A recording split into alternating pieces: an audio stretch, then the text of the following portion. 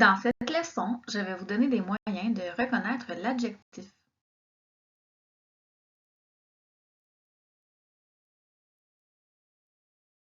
L'adjectif précise le nom. Il est souvent placé juste avant ou juste après le nom qu'il précise. Il peut être placé après des mots tels que est ou sont. Par exemple, le loup est gentil. Comment est le loup? Il est gentil. Ou si je dis le méchant loup, comment est le loup? Il est méchant.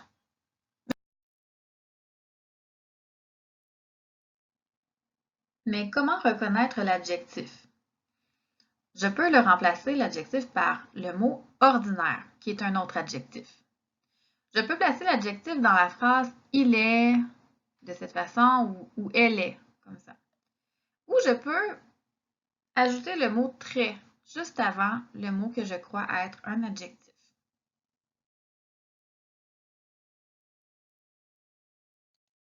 Je me souviens des moyens de reconnaître l'adjectif. Je peux remplacer le mot par ordinaire, je peux le placer dans la phrase il est ou elle est, et je peux ajouter très juste avant.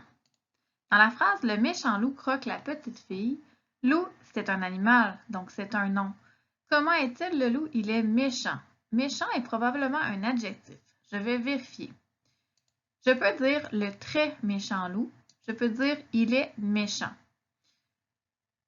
Ici, je n'essaie pas le ordinaire loup. C'est un peu bizarre parce que à cause de le ordinaire ou l'ordinaire loup. Mais bon. Et ensuite, mais j'ai deux trucs qui fonctionnent, donc c'est correct. Maintenant, la fille, comment est-elle? Elle est petite. Petite est probablement un adjectif. En effet, je peux dire la très petite fille. Je peux dire elle est petite. Et pour la même raison que le méchant loup, ça se dit mal, mais l'ordinaire petite fille, c'est un peu bizarre. Mais j'ai deux trucs qui fonctionnent, donc c'est parfait. Les adjectifs dans cette phrase sont méchant et petite. Je me souviens des moyens de reconnaître l'adjectif.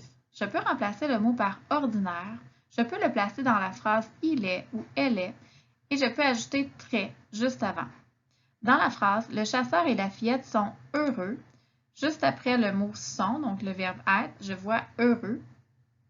Donc c'est probablement un adjectif. Je vais vérifier. Je peux dire le chasseur et la fillette sont très heureux. Je remarque le verbe être, sont.